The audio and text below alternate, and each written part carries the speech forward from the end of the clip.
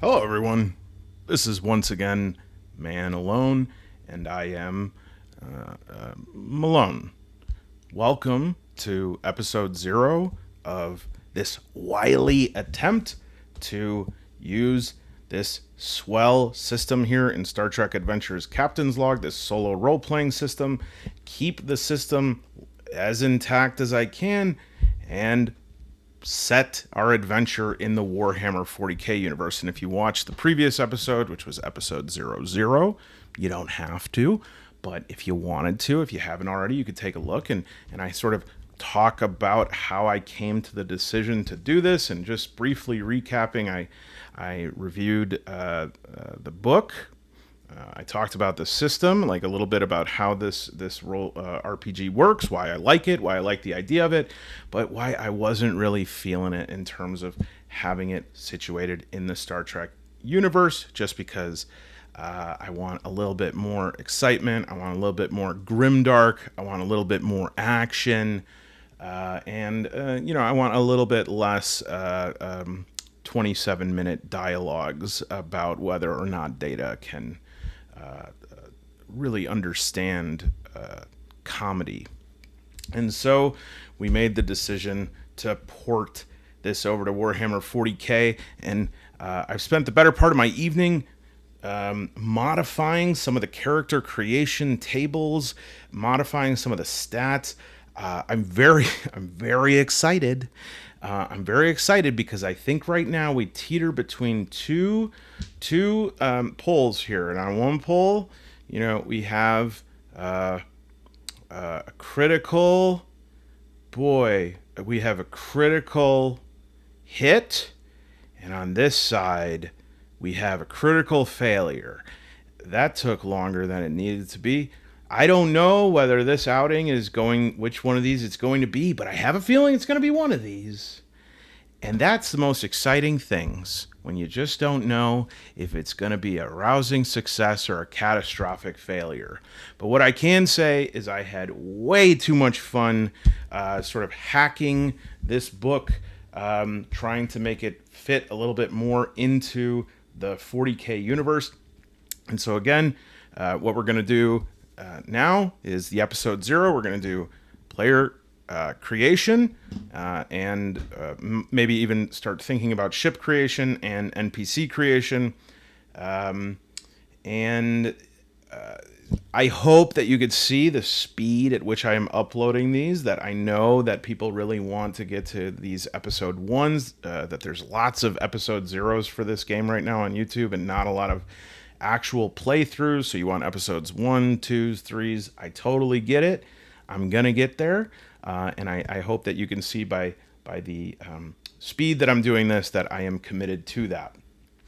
Just to talk a little bit about some of the general conclusions that I came to.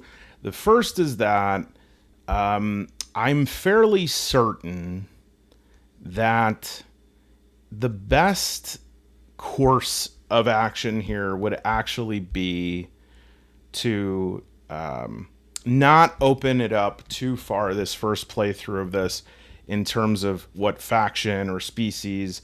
I think we're going to get the most mileage the first time around by using an Inquisitor.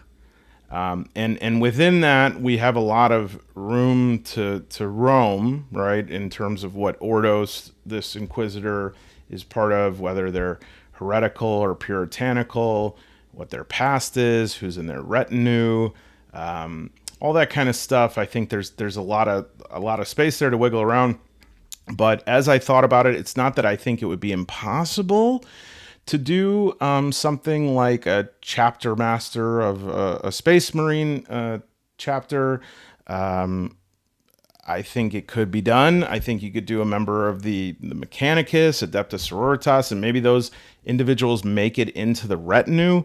But again, I think the best way to do this the first time around would be to change this from Captain's Log to Inquisitor's Log. Or maybe somebody in the Inquisitor's retinue that is a rising star, maybe an interrogator or something like that. We'll see. But I think we're going to stick to that. And so we'll develop a character around that idea. If the dice are really, really insisting on something else, I can make other considerations and let the looms of fate decide. But I think this is the best approach. Okay.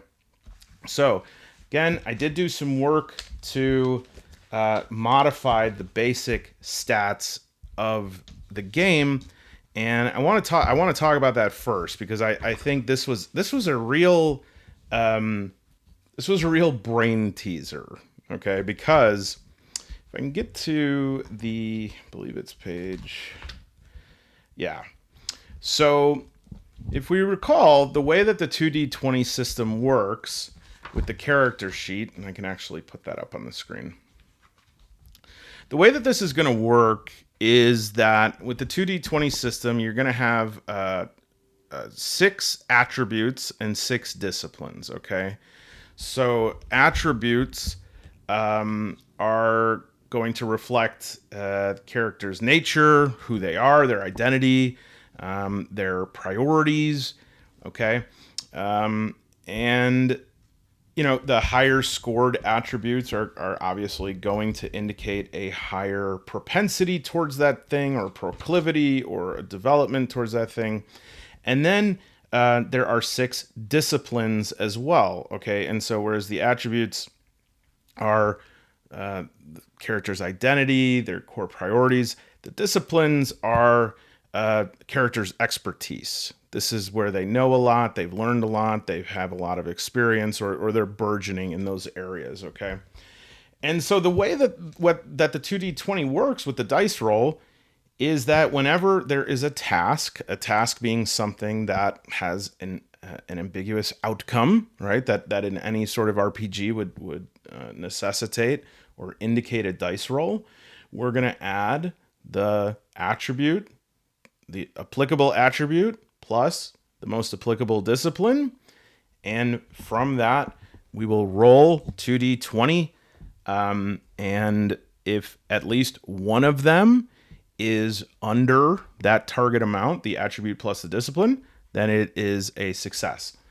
They kept it very simple in this game compared to the other 2d20s, even Star Trek Adventure is sort of the main one, in that if you've played like Conan, or if you've played, Achtung Cthulhu, or what's another one that's, it'll come to me, but if you've played any Fallout, if you played any of these systems with the more enhanced 2d20 system, I can see why they modified it for this game, because in that you can roll up to, I think, 5 d20s, and you can create a pool of them, and you can overroll so that the next person in your group has like more dice to play with, and you can build up momentum. And they keep it pretty simple here in that if a task has a difficulty of, let's say you score a 9 in your first attribute, control, and then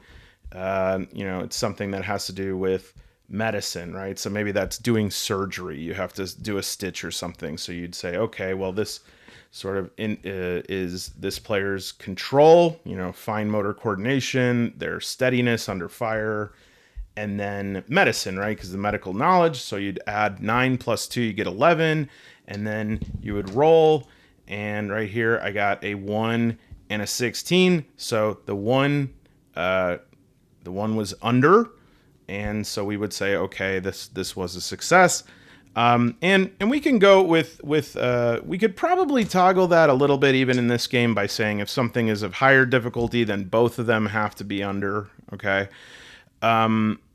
But they don't want to make it too complicated with all the dice rolls. And generally I agree with that, because I think as a solo player, it would just be hard to constantly be gauging the level of difficulty and trying to find balance in that.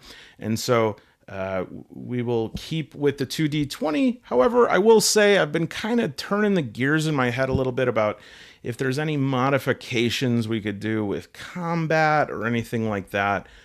We shall see. The other thing is, if I have a critical hit, right? I was trying to roll 11 last time, right? I had a 7, and let's say that I rolled a 3 and a 1, and I was trying to get under 11.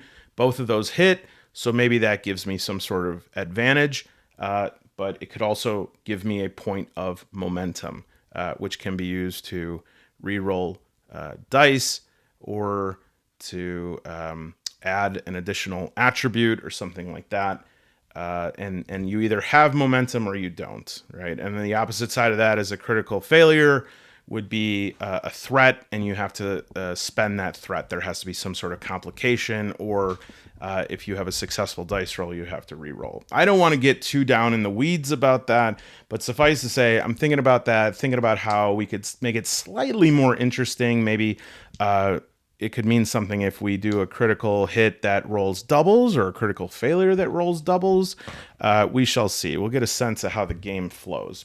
But in just looking at the different attributes and discipline, right off the bat, I was like, we got to modify these a little bit, okay? And the reason is I suppose we could have used the ones that they have, okay? So let me just read off the attributes here. So the attributes, this is in the Star Trek Captain's Log. This is in the actual book right now. So you have control. Control defines characters who are precise, orderly, disciplined, highly coordinated, and possess well-developed fine motor skills. I think that's fine. That could work in 40K, but looking at all of these attributes as a group, I made some changes to that. I'll talk about what each of these are, and then I'll tell you the changes I did. The next one is daring. Daring defines characters who are decisive and fearless. When the adrenaline or equivalent starts pumping, a daring character can act swiftly and confidently. Again, I definitely think that that is an attribute that characters in 40K can certainly have. Fitness, okay. This is it's the characters, their physical prowess, athleticism, their endurance. This they even say here, well, no attribute is purely physical or purely mental. Fitness is the closest to being a physical attribute. So fitness, fine. I thought we can get a little more precise than that. And then insight defines characters by their instincts and their perceptiveness. So, if they're going to notice something, if they're empathic, if they can catch clues in the environment. And then the last two are presence, defines characters by their strengths of personality and their ability to draw attention and command respect. All right, so that's charisma. And reason is adherence to logic and planning and analysis. Okay, so I saw those. I said, yes, we could use all these for 40K, but thinking about what kind of shenanigans we would get in 40K, I made some adjustments. Okay, so the first adjustment I made was control. I changed that to will.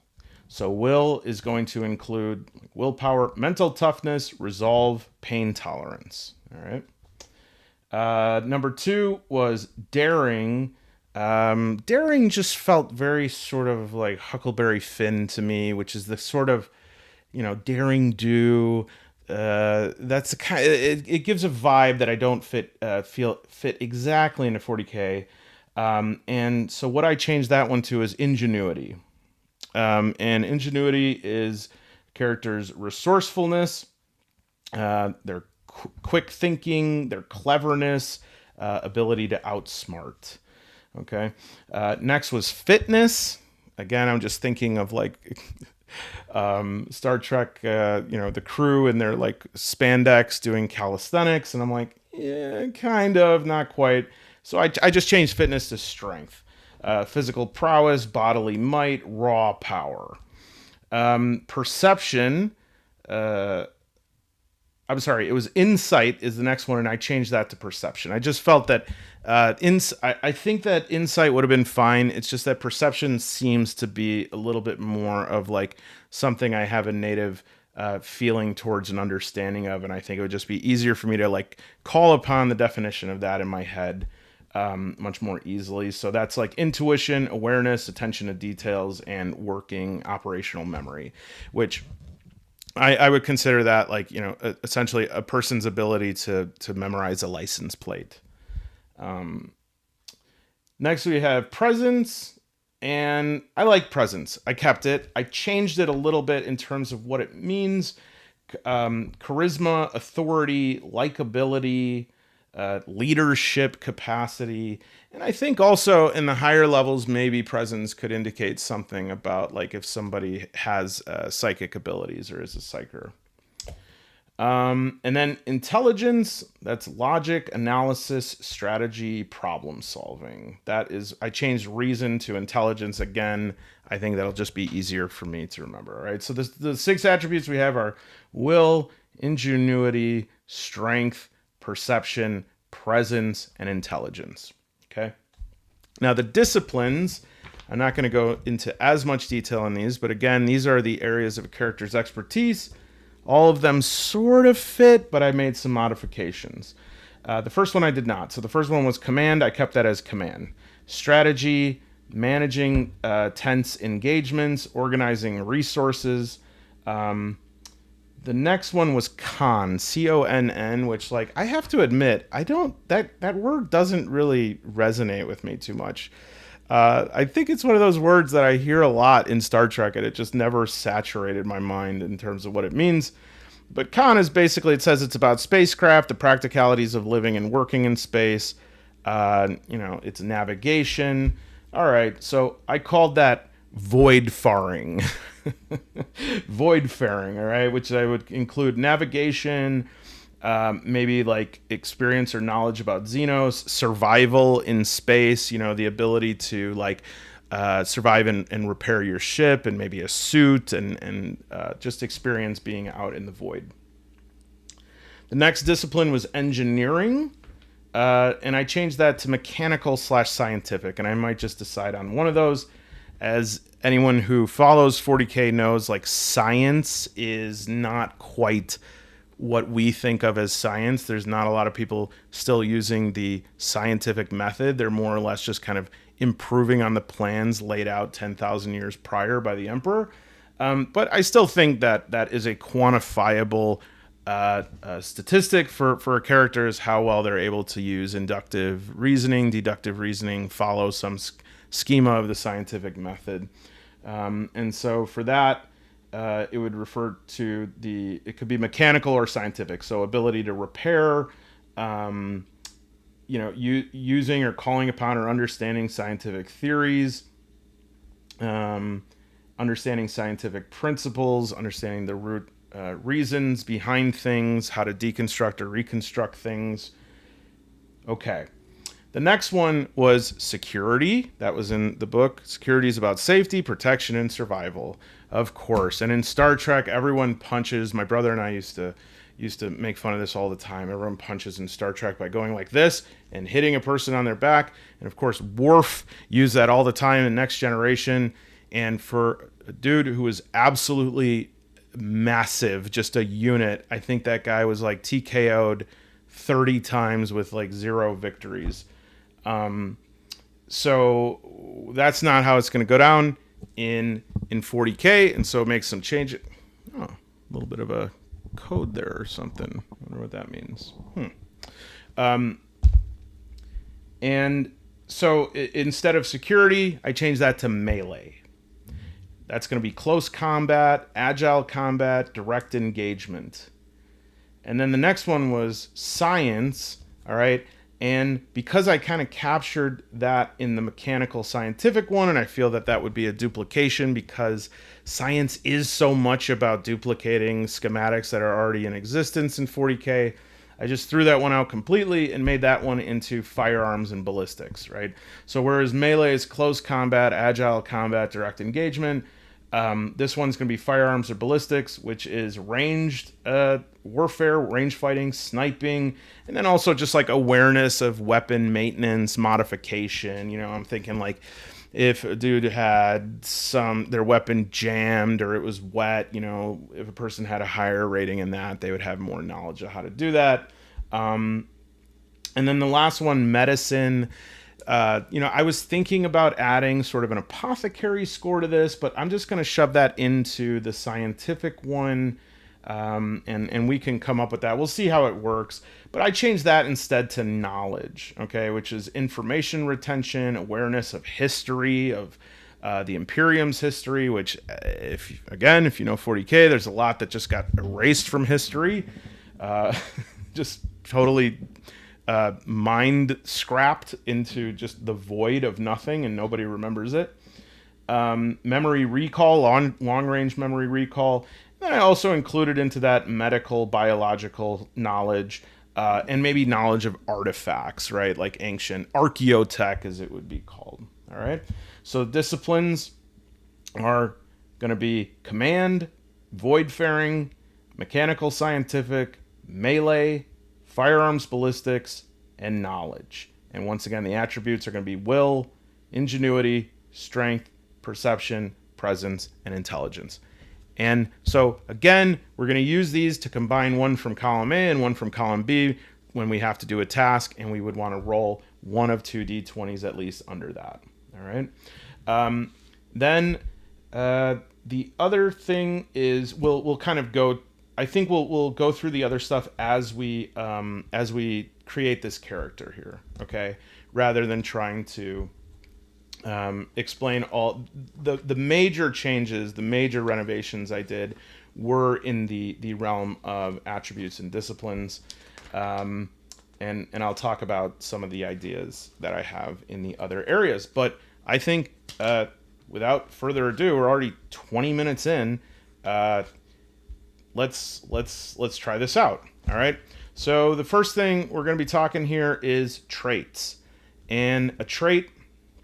Every character in Captain's Log has at least a single trait that comes from their species. So when we look up the species, we'll be able to draw a trait from that, as well as some numbers for attributes, okay? So just so we know, traits could be something like, I think this is kind of a really good thing for storytelling. Traits can be neutral things. You know, they can be sort of things that you wouldn't think really as having too much importance, but they can set up some interesting narrative tensions and growth opportunities. So one that they talk about is Geordie LaForge's blindness, and then, you know, he's blind, but then he has these technological upgrades, and he is able to construct and deconstruct things even though he's blind. Or Picard's heart trauma, right? And the metaphorical power of that, of having this sort of like congenitally weak heart, and then becoming the man that he is. So we'll figure out a trait.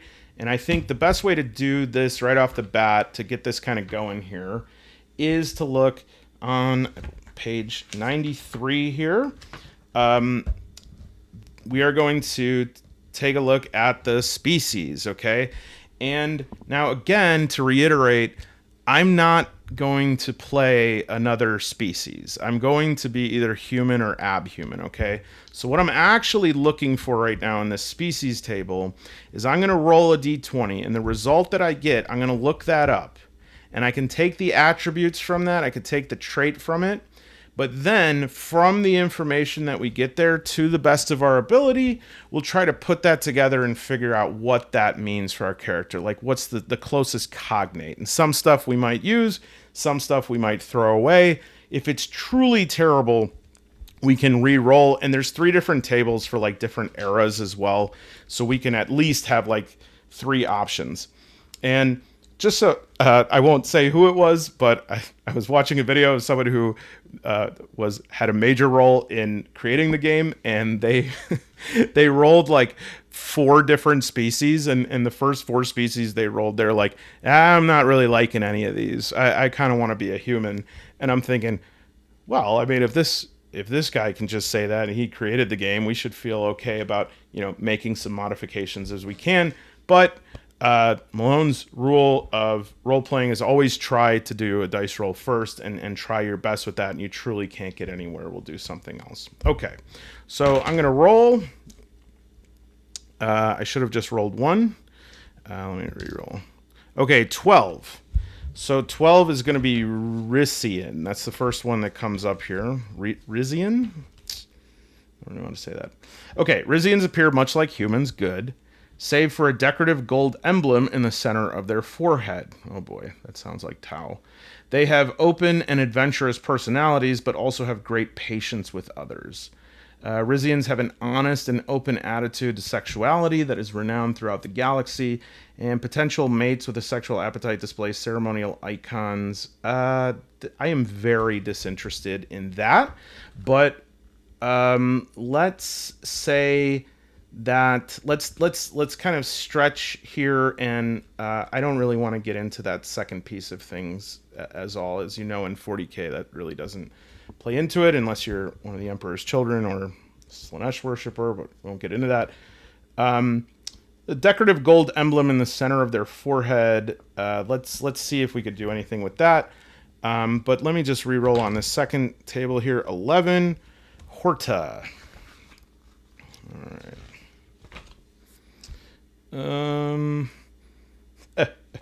The Horta is a highly intelligent silicon-based species capable of tunneling through solid rock. Okay. Could be Leagues of Votann. We've already had things that made me think of Leagues of Votann, the Stouts and the Tau, but again, I think we're going to play an Imperial Inquisitor. So let me roll once again and see if I can get anything a little bit better. 9, Jem'Hadar. Hopefully this is more than one sentence here. Jem'Hadar. Okay. Individual Jem'Hadar are physically powerful and far stronger and more resilient than humans. They also have exceptionally keen eyesight and act utterly without fear or hesitation in battle. They do not regard death with any apprehension and are extremely aggressive, limited only by their absolute obedience to the founders in the Vorta. Okay, you know what? I'm going to take that one. So right off the bat, we're going to say Jem'Hadar, and I'm only writing this down so that I can refer back to it as I think about what I want to do with that in the rest of the character creation. But they, what we have physically powerful, okay? Stronger and more resilient. Okay, this sounds like a Space Marine, right? But we're going to stay away from that. They have keen eyesight. Okay, so it sounds like right now melee and ranged is looking good. They act without fear or hesitation in battle. So I'm hearing a lot of zeal, right? A lot of just fortitude and bravery. They do not regard death with any apprehension. Okay, these guys rule. They're extremely aggressive, limited only by their absolute obedience to the founders in the Vorta. All right, so attribute-wise, this is giving us +1 daring. Okay. +1 fitness. And +1 insight. And what I'm thinking right now is I'm thinking that this is an Inquisitor. If anyone has played Inquisitor, the game for Xbox Series S and PS4, that is a type of Inquisitor who has probably done a lot of body modifications. If you don't know a lot about 40K and the biology of it, you know, the Space Marines, who are sort of the flagship group in the game, when they are going through adolescence, these boys are taken from their home and they go through a rigorous training process, a rigorous gene seed treatment process, and then they have an extremely painful process of having all these new organs installed in them and a carapace that protects their ribs and everything. And you can only do it when they're that age, because if they're older, you could do a few modifications, but if you try to do the whole thing, they would probably die. They install, for instance, a second heart, a third lung, something in their salivary glands that lets them spit poison, right? So if you can imagine, these are very invasive surgeries. So what I'm thinking here is this is an Inquisitor who had somehow the capabilities to get some genetic modifications and focuses a lot on power. So probably going to be wearing power armor, probably going to be using power weapons like a power hammer, just like a heavy blade, right? They might have a lot of ornate decoration like gold-plated armor. And now I want to go back, though. I don't want to exclude the first thing that we read, though, because I'm not trying to make my character like OP or anything like that, because we may be able to figure out a way to make like weapons and armor into it, and that might be a little bit too difficult or complicated for what we're looking for. But I'm more trying to imagine somebody right now, right? And so I have all this stuff here: power armor, power hammer, gold plated. They have daring, which for us would be ingenuity, +1 ingenuity. They have +1 fitness, which would be strength, and they have +1 insight, which is perception. So yeah, this makes sense. This sounds like an Inquisitor. Inquisitors are the cream of the cream of the cream of the cream of the crop in terms of people who aren't Astartes, right? These are people who are extremely smart, wield a lot of power and influence. But if I can remember back to the first thing I rolled, which was Rissian, and if I'm saying that wrong, I apologize. They appear much like humans, save for a decorative gold emblem in the center of their forehead. So you know what I'm gonna say with that, and I'm just gonna let it sit. I'm gonna actually use a trait. How about instead of a gold emblem in the middle of my character's forehead, what if there was a gold bullet or shrapnel or bolt in their forehead that was so lodged in their brain that despite all of these modifications that they've done, despite all these tech enhancements and genetic enhancements, as much as a human who's not an Astartes, who doesn't start at adolescence, can do, maybe my character has this tremendous pain from this. And let's just leave it at that and not talk too much about where it's from, who did it, because I want to not know. I want to not know for now where it came from. Because let's try to unfold that later, but this pain is going to happen, and there's some sort of maybe emotional or spiritual pain in that as well. Maybe some regret, some anger, whatever that is. All right. So that's good. I think that's off to a good start. One of the things that annoys me a little bit, again, I mentioned this, was that there is no chart for naming your characters. And I could just give my person a name, but I always love rolling on name oracles. So I just want to look at the name generator and see if we can come up with anything here. These are kind of wild names. So basically it has like A, B, C, D syllables, and then you roll and it gives you like the order of those syllables. So I would roll 1 and I got a 19. So that means D, C, B, A. And so 18 will go D, Atto, C, dual, B, faux, B, op. DCBA. Oh, opfo. Okay, so DC Atto dual opfo. So I'm gonna actually name a character Attul up. I need to be able to say this. Adtul Abfo. Adtul Abfo. Why not? Adtul Abfo. Okay. Cool. All right. So we have that down, and we have a trait, and we have 3 attributes. Now, one thing I didn't say is that at the beginning of the game, all of the attributes are +7 to start, and all of the disciplines are +1. So attributes are always going to be higher. So we had +7 in all these things, and then we added 1 to ingenuity. So ingenuity is at 8 right now. We added 1 to strength, so strength is going to be at 8 right now. And we added 1 to perception, which those are all in a row. Good. Okay, once again, my phone just intermittently stops recording. I caught it pretty quickly that time, so we'll just come right back to it. So ingenuity, strength, perception are at 8. presence, intelligence, and will are still at a 7. Okay. So again, these tables are going to tell us what that means, and we'll modify that once we roll the rest of the character up. Okay. So this is actually the attributes and the disciplines are going to be like the end result of everything here once we add it up. All right. Next, we have focuses. And the 6 disciplines characters are trained in are broad. Specific focuses allow them to demonstrate a talent for a narrower set of activities. A focus is they're open-ended. They can change, and they're not always directly related to whatever the discipline is. Okay.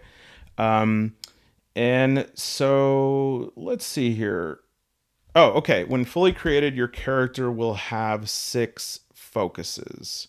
So I'm not actually sure right now if we are going to roll those out right now, or if those come along with the other pieces of things that we put together.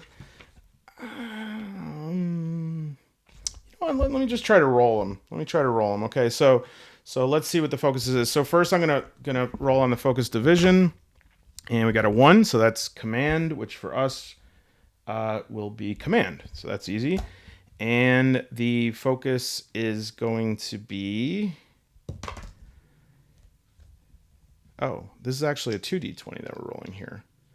So the focus for command is going to be 13, 4, 17, gambling. Damn, that's great. Oh, I love that. Okay. Focus 1 is gambling. Every solo role player is always gambling, so that's great. All right, the focus division number 2 is, I don't know which one.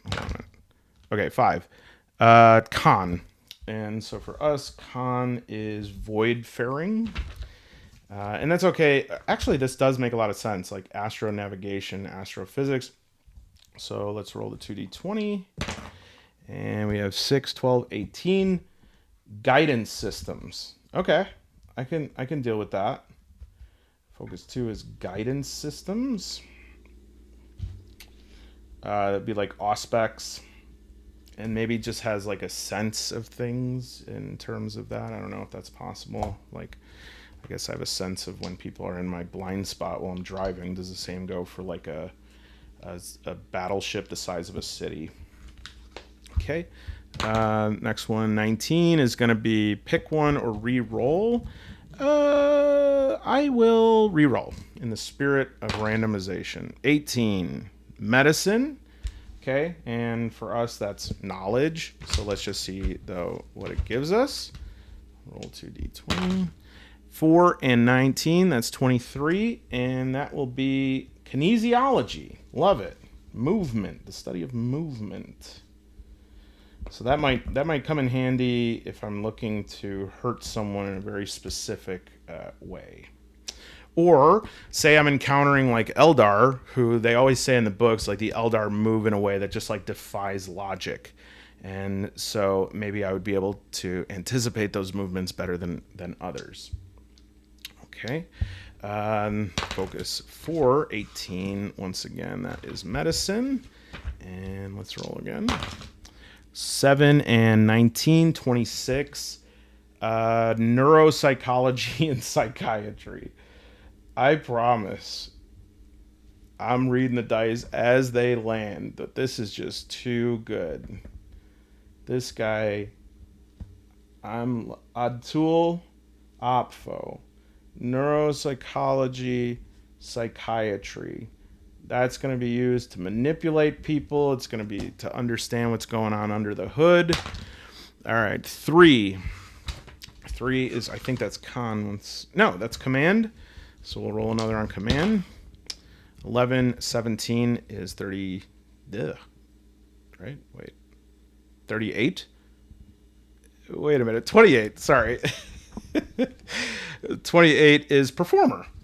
What could that mean? Focus 5, performer. I like that. That's unexpected. I need to think of what that could mean. You know, I'm thinking maybe with the gambling right now, perhaps this guy does like a little bit of magic, some sleight of hand, And that could actually come to play into things later, where like this little thing represents some bigger piece of who he is or isn't. 19. Pick one. I'll take it this time just because I want to do one we haven't done yet. So why don't we do security, which again, for this, we are going to call that melee. And let's see what we get on this. 19, 2, 21. Interrogation. This is going to be fun. Yeah, I mean, like, honestly, it feels like I'm hitting jackpots, but a lot of these look like jackpots, like Deadeye Marksman, Crisis Management, Pickpocketing, Phasers, Strategy, Targeting Systems, Torpedoes. Okay. So, great. So our focus again is gambling, guidance systems, kinesiology, neuropsychology and psychiatry, performer, and interrogation. Next, we're going to go to values.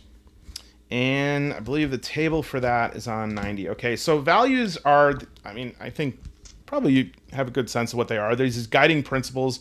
They could be a singular thing, peace on earth and goodwill towards men, or it could be sort of like a phrase, a thing that you say in your head, a worldview, the thing that you think is most important.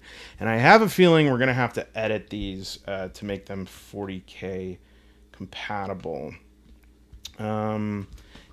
So values allow values to cause trouble. One of the purposes of values is to cause problems. Your values might keep you from taking actions that you don't believe in or might force you to act when it's better not to. They should be understandable. Yeah, this is good. Beneficial. Values evolve. Cool. All right, so let's try it. These are some sample values, but the only thing I need to... These are several core beliefs.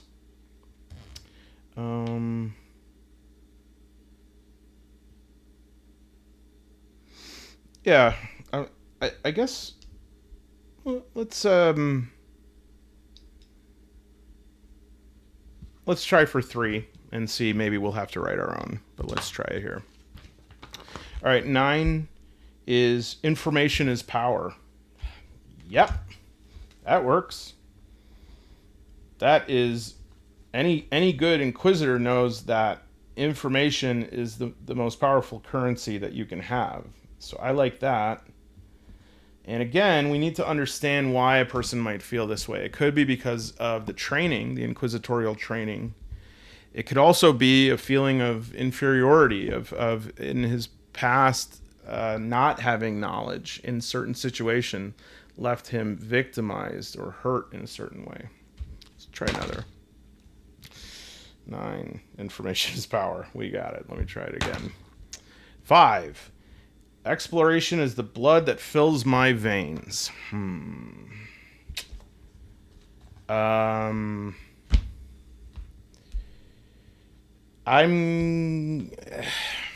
There's not much of exploration in 40K in the sense of Star Trek where it's like to explore new worlds and new people and be filled with a sense of wonder. Mostly exploration is out there to destroy enemies of the Imperium or to find humans like wayward humans and reincorporate them forcibly if necessary.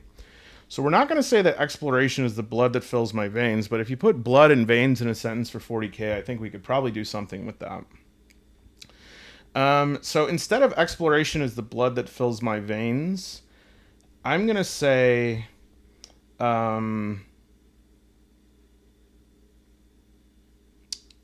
you know what? This is someone who's very puritanical, someone who has a lot of zeal in them. This is somebody that wants to purge the filthy Xenos, that doesn't care, that is repulsed by another alien species simply because they're different. And so I think that's going to say I would rather be drained of all of my blood than let an enemy of the Imperium live. Okay. Let's try one more. 20. You must walk barefoot in the dirt to really understand a world. Boy, oh boy. So let's look at like the essence of what that's getting at. So really, you got to be among the people. You have to really, boots on the ground. You have to see it from eye level. And so this is an Inquisitor. They're going to want to get information. They're going to want to manipulate people into doing things. They're going to want to be able to hurt or kill people whenever they need to. So here's what I'm going to say instead. I think as a leader, the value is I would never ask one who is under my command to do something I would not do myself. So I think this is somebody who they're not going to stay on the ship and direct, right? And this is probably going to lead to tomfoolery, because this is the essence of actually a Star Trek away team, is like you're sending your top 3 officers on a ship of 5,000 people down to the surface. But I think this is an Inquisitor that says, I'm not going to go and send you on a mission to, root out and destroy a coven of heretics. I'm going to be the one that breaks the door down. I'm satisfied with that for now. All right, so now we're on this life path. We begin with the score of 7, and 7 for each attribute, 1 for each discipline. We talked about that. A finished starting character cannot have more than 12 in any attribute and may only have 1 attribute at 12. They cannot have more than 5 in any discipline and may only have 1 discipline with a score of 5. So this is just for balance. There's a step at the end called finishing touches where we do another rebalancing. All right, so from the species, we get +1 to 3 different attributes. In addition, each species have certain traits that might provide the opportunity for advantages or create complications that you can weave into the narrative. Okay. If you feel that a trait you possess can help you out in the story, use it. Yeah, so I think that bullet lodged there is a good trait. I like that. I think that's good. That's a good interpretation of it. So this is that flow chart. So it's saying our starting points, species is going to be +1. Okay, now we got to do environment, setting, or conditions. That's going to be +1 to 1 attribute, +1 to 1 discipline, +1 value. And so let's do this. We already did the species. Let's go ahead. I actually have this written down. The environment, page 103. So we're going to see now where, regardless of their species, Starfleet officers come from many environments across many worlds. While many humans are born on Earth, more are born on colonized worlds. Your character's environment grants them a single value, 1 point in a single attribute, and 1 point in a single discipline. In choosing your character's environment, you'll start from either its setting, such as a homeworld or colony, or its conditions, such as a utopian paradise, a world at war. So let's see. We have the settings or conditions. Yeah, I think we'll try the conditions. Let me try that. So it's a 1d20. Rolling a 5. Cosmopolitan. Okay. So yeah, that's an example of like sort of a solo moment where I want to resist because I want, the other options here are rigorous discipline, asceticism and introspection, struggle and hardship, occupation or war. But here's the thing. If we keep doing things that we expect this character to be, they're going to start turning into a trope. They're going to start turning into a stereotype. Okay? Let's add some complications to this. This is a person who is physically powerful, strong, resilient, has a lot of willpower, very strong, very perceptive, uses a lot of things to manipulate people, can force people, can interrogate people. This is a rough dude, and yet they come from this cosmopolitan planet. So like we're thinking of something maybe like McCrag or the equivalent to that. All right, so we have a cosmopolitan environment, or sorry, condition, yeah. You were raised in environments of trade or diplomacy and the intermingling of different communities and cultures. Yeah, I think this sets someone up for Inquisition. The Inquisitorium. The unfamiliar has always been familiar to you, and you become familiar with dozens of cultures from distant worlds long before you're an adult. The frenetic pace of life and the basic need to revel in differences between groups and individuals has stayed with you as simple facts of existence in this big galaxy. So you might be saying, like, well, it's not that good. You know, you were thinking that this was going to be this wonderful cosmopolitan world that seems like just a trade hub. If you don't know 40K, there is barely any planets that are this in good shape. There are basically none that are utopian, and there is very few that reach this level. Most of them are hive worlds with just billions of people stuffed underground and in like honeycomb buildings. So value. At this step, the character gains a single value. This value should reflect the environment and culture the character was raised within. It's a good opportunity to consider how the character views society and the beliefs instilled in them during their upbringing. All right. So what I think I'm going to say is that I'm starting to get like maybe a little bit of a... For some reason, I'm just kind of following this lead here. I'm suddenly thinking of Tywin Lannister. I'm thinking of the Lannisters from Game of Thrones.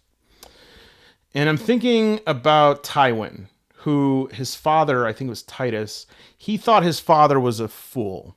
And he watched people take advantage of his father. He watched people cheat his father. And he was so ashamed of that, he promised that he would never be taken advantage of. But if we think about the Lannisters in Game of Thrones, they come from a lot of privilege. They have a lot of money. Casterly Rock is really nice. They have a long lineage. They've served many times as Hand of the King. And so they have money, and yet there's different sorts of cruelties and weapons that can come out of that. You have Jaime Lannister, who was this callous swordsman, at least at the beginning of the series, one of the best swordsmen like ever, other than Arthur Dayne. You have Cersei, my God, just very cunning, very smart in terms of triangulation. You have Tyrion, who before like season 6 was also very brilliant and knowledgeable and philosophical. And then again, you have then this next generation of kids who are sort of deranged, right? So the first son was a sociopath, and then Tommen was like a softie, and so, you know, couldn't possibly be a king. And so right now I'm thinking, like, what was this like? I'm thinking that this character, their value that I'm going to add is, I will not be a sucker. I will not be taken advantage of, right? And I think this is somebody who grew up very bright, but was maybe not very strong, not very physically capable. And their father his father was weak or easily manipulated, or maybe a drunkard, spent all his money on different things and didn't amass what he could have, wasted a lot of the money that could have gotten in trade. And I think that Atul saw this and said, I am not going to be like this. Got beat up a lot. Maybe that has something to do with the bullet in the head. Who knows? And then once started using his cunning, guile, his psychological techniques, all of this stuff that he's learning, especially if he's in the Schola Progenium, that would mean that his parents might have been orphaned. Who knows? he started to get these biological enhancements, right? Was not biologically or genetically predisposed to developing this level of strength. And then once he had some means and some connections, started developing, getting bionic enhancements, genetic augmentations, maybe different organs installed and stuff like this. Maybe almost to the point of like addiction to that, maybe over addiction to that. But basically, his whole thing is, I'm not going to be a sucker. I'm not going to let someone hurt me physically. I'm not going to let someone outsmart me. And so, yeah, that's good for an Inquisitor who, if you've read any of the books, Inquisitors need to be absolutely certain of themselves. But if you know anything about psychology, you know that when a person is like that, they're compensating. There's like an internal fragility there. There's something that's easily shattered that they're building an incredibly powerful husk around.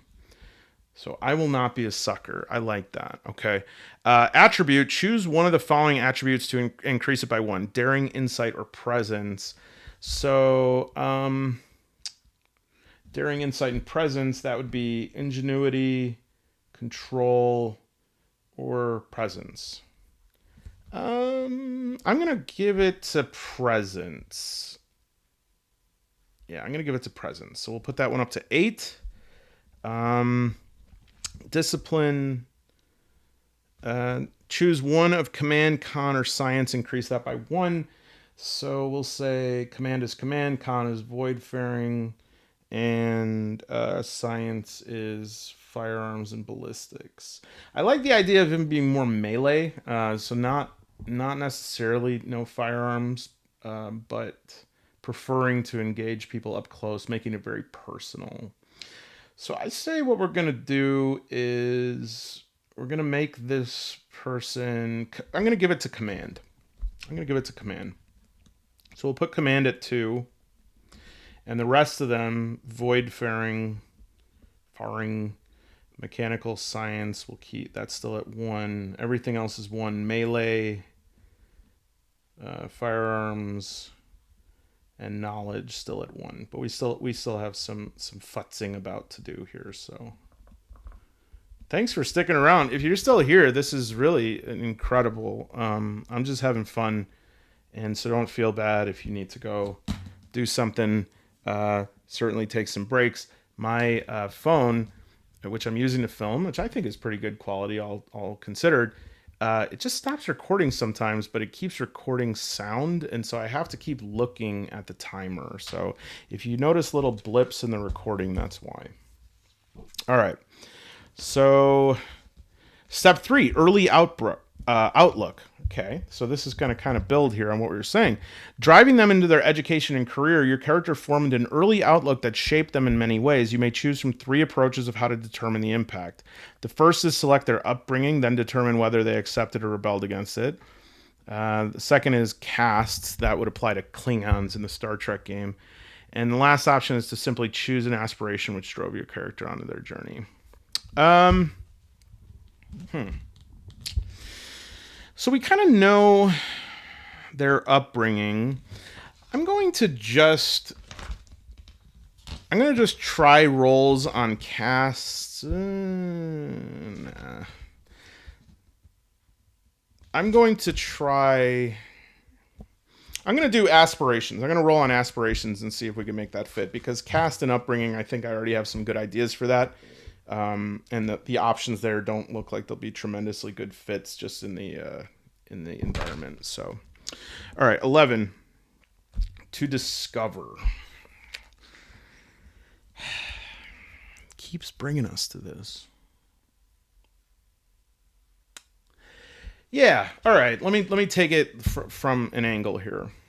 Fine. To discover. Aspiration to discover.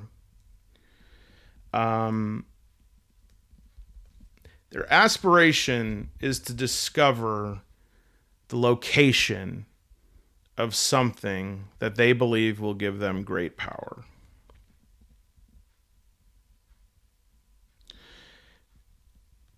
Maybe it's something they heard about in their youth. Maybe it is something that they came across on a mission and didn't report up to the other Inquisitors. Who knows? But this person, a lot of this, a lot of the missions, a lot of the asset building and stuff might be developed around this. Right now, there's like 50-50 that this guy is kind of be a villain, but that's fine. Let's make that make sense. Okay, discovering location of something that will make him very powerful. Okay. Clock's still running. Good. All right. So let's just see what we get from this though, to discover. Attributes. If you pursue this aspiration, your enthusiastic curiosity increases your reason by 2 and your presence by 1.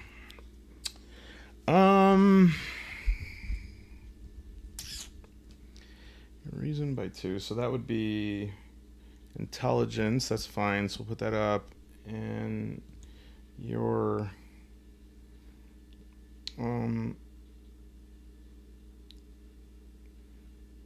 reason by 2 and your presence by 1. Okay, so that's gonna make presence and intelligence 9, strength, perception, and ingenuity 8, and willpower is 7. And then disciplines, your pursuit of knowledge and discovery increases either your science or your medicine by 1. I'm going to go with knowledge. That seems to make sense. So that would be what we replace medicine with. We'll put that up to 2 because, maybe this thing that's they're looking for is an artifact or archaeotech or something like that. I'm good with that. Education. This one, well, I think if it's an Inquisitor, I think we have to say that there was diplomatic training, but let's try to roll. The next thing was we're determining the education. I rolled a 16, which is civilian training. Let's see if we can plumb anything on that. I might go back and just pick the diplomatic training. But let's see what the civilian one gives us. Okay, there's a D20 here. Civilian characters are known to become involved in adventures, great and small. Yeah, let's just see if we can figure anything out from this. 8, physician. No, I'm not. I don't think. I feel that if I make this person a physician at this point, I'm being sort of absurd. Well, they know kinesiology and psychiatry.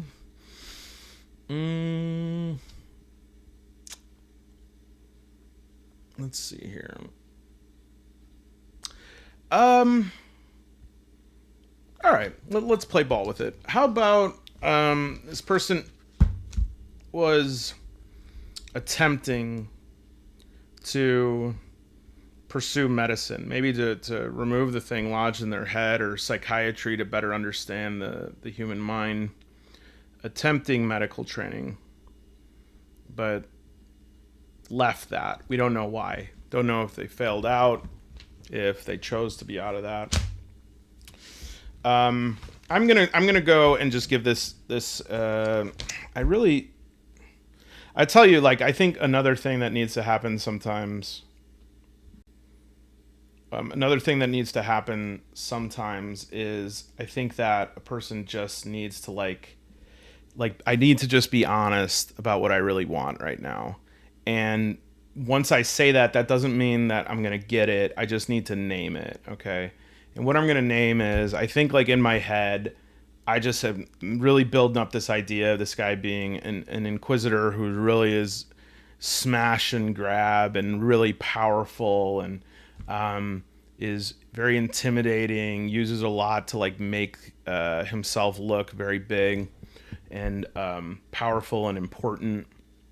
And I think that's fine. I think that just because we don't max out our strength or anything just yet, I think that's fine. Let's use diplomatic training. Now this is good. If we roll a 1 to 10, it's a diplomatic core, so that would be Schola Progenium. If it is 11 to 20, it's honorary. So in Warhammer, that would mean that another Inquisitor would have to sort of deputize you, which is very rare. but could be very interesting. So let's give it a shot here. Okay, so that... Shit. I don't know if I rolled a 9 or a 19. All right, I'll roll again. A 6. Okay, so they went through the Schola. They went through Schola Progenium. Went through Schola. And for those that don't know, the Schola Progenium is the imperial school. The Scholarum is sort of the general school system, and the Schola Progenium is where kids go if sometimes they go because they come from a powerful family. Sometimes they go because they show a special aptitude. A lot of those who enter it are orphans, children of soldiers or other inquisitors or commissars or whatever that were orphans, and then they're put in this school from a very young age, and from there they can learn to be inquisitors, they can learn to be commissars, they might go on to join the Adeptus Sororitas. There's another school called the Psycharum where people learn to be sanctioned psychers, those with psychic capabilities. But we'll say our fellow went to Schola Progenium, and you gain a single value which should reflect the character's beliefs developed during their studies or which led them to enter diplomatic service in the first place. All right, so let's just recap. This person has this attempted medical training. It didn't go well. They don't want to be a sucker. Information is power. Okay. Here's what I think happened. I think that Atul showed early aptitude. I'm going to go to a new page here. Early aptitude, this is what diplomatic training. Early aptitude towards medicine, okay? But then, maybe while they're in early training, they were approached by somebody, maybe in the school, maybe someone who is embedded, maybe someone from the outside, that said, look, we've heard from your instructors or whatever that you are very talented. And maybe Atul got excited and said, wow, that's great. So I'm going to get a good medical residency, or I'm going to get a good appointment. They're like, well, the thing is that there are certain things that we monitor people's heart rates while they're doing them. And it doesn't matter if you are cutting open someone's abdomen, if someone is screaming at you. It doesn't matter if you have 20 patients and nobody to help you. You stay very calm and you're very systematic. And we think that those skills can be put to better use for the Imperium. And so bring him into diplomatic training from medical school. And so I think the value that I'm going to say is that deep down, Atul says, I am the Emperor's anointed physician, and thinks of when they purge Xenos, heretics, demons, that the witch, whatever, that they're doing surgery on the Imperium, removing tumors, removing illness, disease, okay, decrepitude, and thinks of themselves as sort of an appointed surgeon. Maybe that's the nickname. Maybe they call Atul the surgeon. He is doing surgery on the Imperium, or on the enemies, removing the cancerous growth on the healthy corpus of the Imperium. Cool. Yeah, we'll see. Okay. Right on. So that's the value. Attributes, you gain 3 points, which may be divided among 2 or 3 attributes freely. Either one gets +2 and the other gets +1, or all 3 get +1. One of the attributes you must increase must be reason or insight, as a sharp mind and keen instincts are necessary for diplomatic work. So reason and insight, that's perception and intelligence. And right now our perception's 8, intelligence is 9. So I'm going to go ahead and give a +2. I'm going to give a +1 to perception and make that 9. I'm going to do a +1 to will just to bring that up to snuff and make that an 8. And then I'm going to fulfill my wishes and give 1 to strength to make that a 9. I think that's good. Discipline-wise, you increase command by 2 and 2 other disciplines by 1. So command is command. So that's good. So this is obviously a really good... command is now 4 in terms of discipline. And 2 other disciplines by 1. Why don't we say mechanical scientific. We'll put that one up. And do melee. Nice. Okay, so right now we have command at 4, void-faring 1, mechanical scientific at 2, melee at 2, firearms at 1, and knowledge at 2. I think this is shaping out. Okay, so step 5 is career length. And so let's just roll 20 and a 6. So a novice, early in the career. And that's good. That's kind of what I was imagining. Just on the edge, really looking to make a name. Novice. Looking to make a name. Yeah, I like that. That puts a fire under them. Career event. Oh, do I get anything? Add a value. Reflecting their inexperience and naivety in some way. I'm going to say that their naivety, let's see. What could they be naive about? Information is power. I would be drained of all my blood, then let an enemy of the Imperium live. I will not be a sucker. I would never ask one who is under my command to do something I would not do. Okay, I think because Atul is such a Puritan here, that their value is a true Inquisitor must always hold themselves to the highest standards. And a good Inquisitor never breaks any rules. A good Inquisitor never breaks rules. I'm going to type all this up, but I just want to make sure I give myself notes, even though I guess I could watch this recording, but it just feels right if I do this. Your character has several years of experience and enjoying a promising career. Okay, so that's just adding a value. And then career events. All right, yeah, this is cool. So we're going to roll. This is something that is really going to define this person. Character's career is a tapestry of events. Your character has 2 defining career events chosen or determined randomly from the list below and gains whatever benefits. Each career event increases 1 attribute by 1, 1 discipline by 1, and gives your character 1 additional focus. Okay, let's see what we got. 10. Transporter accident. Aha.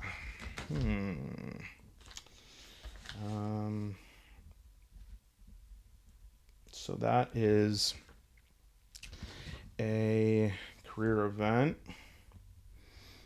Like that. Transporter accident. Okay. Let's see what this says here. Your character suffered some manner of strange accident while using a transporter. What happened to your character during the accident? Were there any lasting repercussions? How do they feel about transporters now? All right, so I'm going to say irrational fear of transporters and constantly likes to insist on landing whole vessel.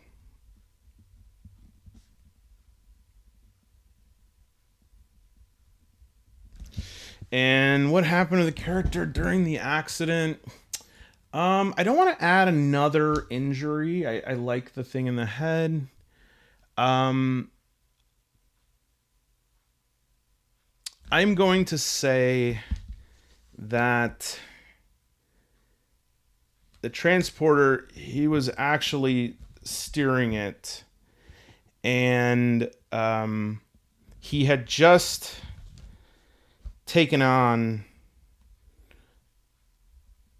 a new interrogator, and because he used the propulsion system incorrectly, it took a bit of a tumble and smashed, and it was kind of a freak thing. They weren't even up that high, but it killed that interrogator.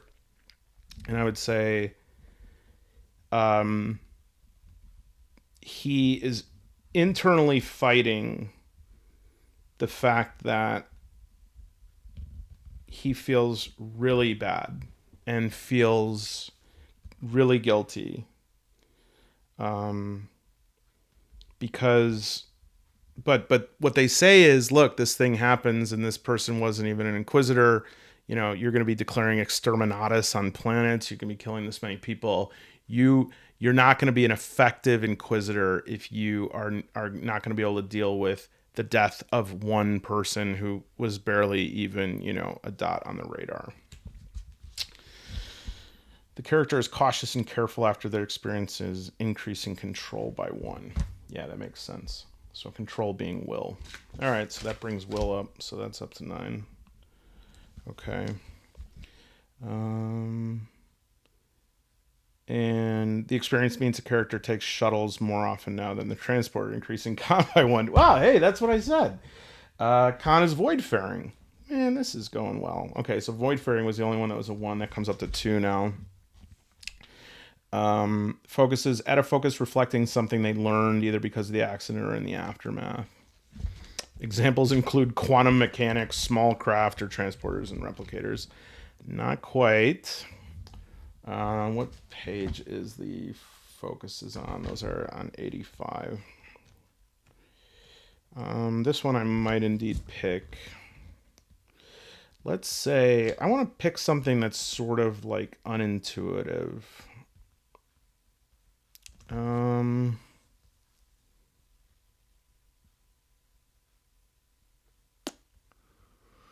Let's say, well, if we look at the con, we already have guidance systems, which sort of makes a point about that. Okay, all right. I like the idea of it being some sort of neuroticism, like something that really overwhelming. So let's say, let's say precision maneuvering. I like that because you can be like hypercritical about the way that somebody steers. It's kind of like if you're driving in a car, and you're like a teenager and you're driving with your dad or your grandpa or whatever, and they're telling you like, keep your hands on 10 and 2. What are you doing? Like, you didn't look both ways. You didn't come to a full stop, right?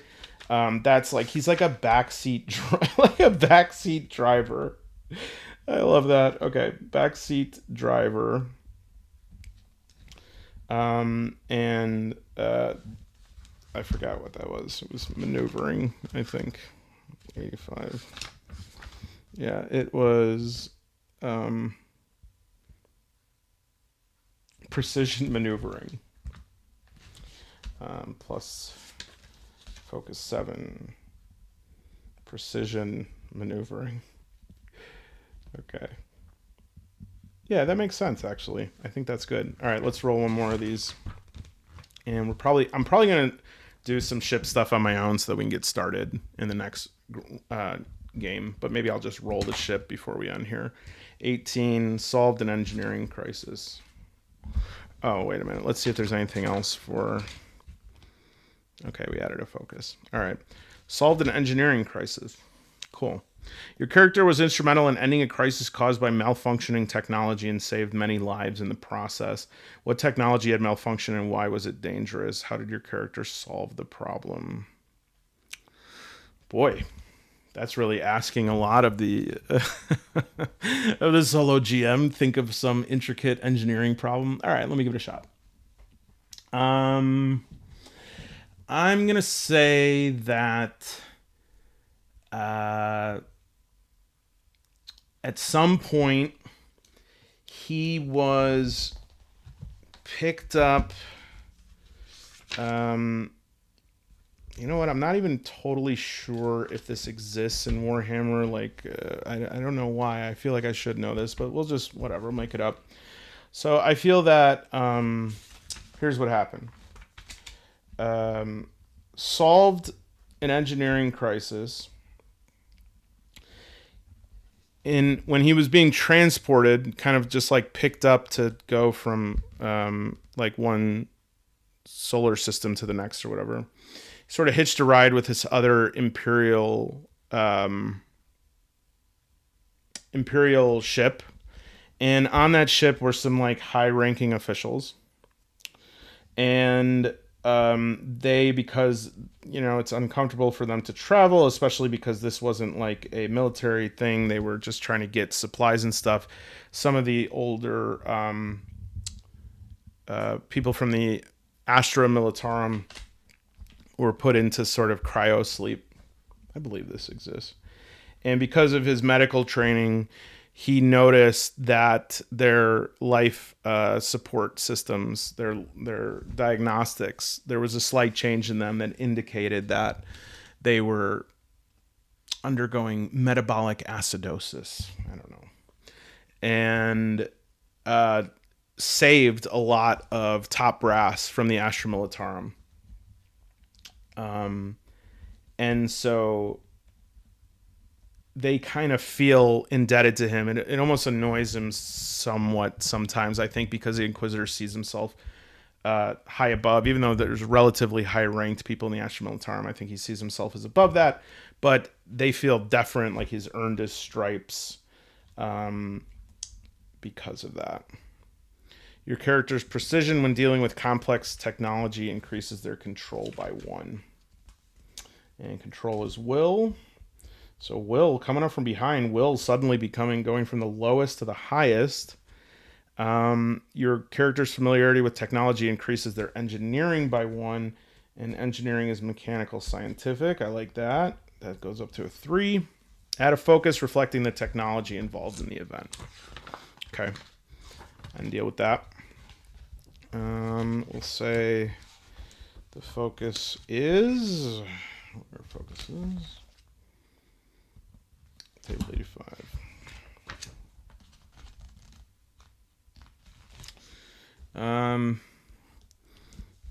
Call it an engineering focus. Maybe it would be medical. Maybe it'd be medicine. Okay, here's ones I'm thinking. I'll just read them as I come along here.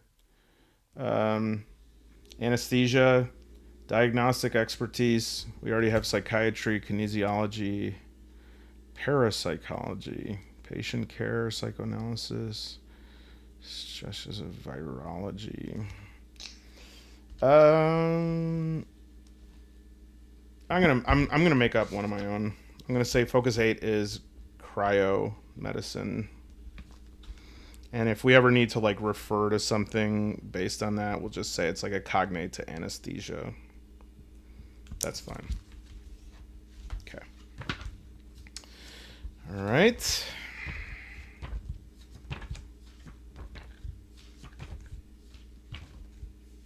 And okay. So I think now we're on for finishing touches. Values, the character receives 1 final value. This might reflect the career events in step 6, or it may represent some other element. I'll say the value is, how about this?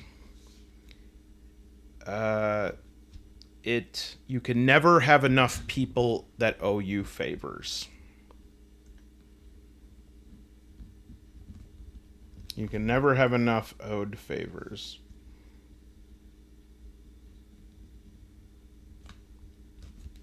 Okay. Attributes, increase 2 attributes by 1 point each. I'm going to go with...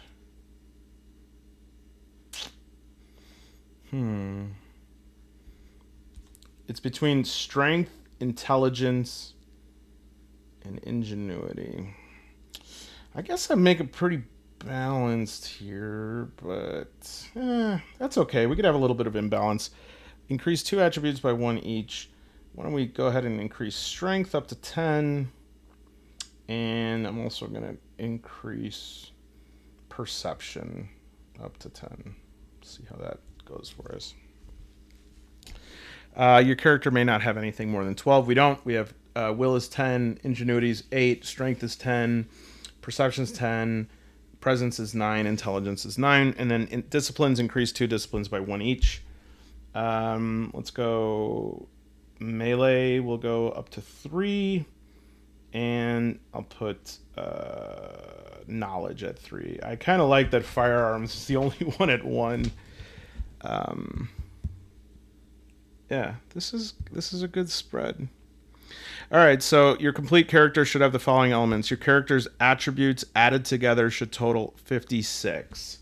So 10 plus 10 plus 10 is 30, plus 8 is 38, plus 9 is 47, plus 9 is 56. Good. And then 4, 6, 9, 9 plus 3, 12, 13, 16. And they should have 4 values and 6 focuses. I have 8 focuses, but I guess I should have been like adding focuses all along. So I'll clean that up a little bit if I need to, because I think that that's I can adjust a little bit in that, and I'm going to also select a vessel here, and I think I'm just going to roll. There are 1, 2, 3, 4, 5. All right, I'm going to roll 1d20 and divide it by 5. So, all right, so 18. That means that we are going to go in the Discovery era, and I am going to just pick an Eisenberg in honor of Eisenhorn, and I'll only not take that if it is like ridiculous. Let's see here. Eisenberg is a vessel designed to improve the Federation's ability to project diplomatic power and its martial strength when needed. Okay, so yeah, so this is the ship right here, and I will figure out what that is. Could be what Eisenhorn flies. It could be the flight of the Eisenstein. Who knows? We'll figure it out. The next one will be episode 1. I'll have a starship rolled up. I'll have this character perfected. I'll maybe try to post that if I can. And we'll try to get this episode 1 done and uploaded this weekend. Thank you to everyone who is still here. I know that was a little longer than maybe we thought it would be. To some of you, that was probably good news. And to some of you, you were probably like, come on. So let me know if you think I should try to edit it down. I don't really want to do that, but if it is agonizing, future videos, I could try to cut parts where I'm dawdling or whatever. So, all right. It's very late at night. I had a hell of a time. And please, if you haven't done so, please subscribe. Would love to just have you follow along with this adventure. I'm going to keep going. Okay.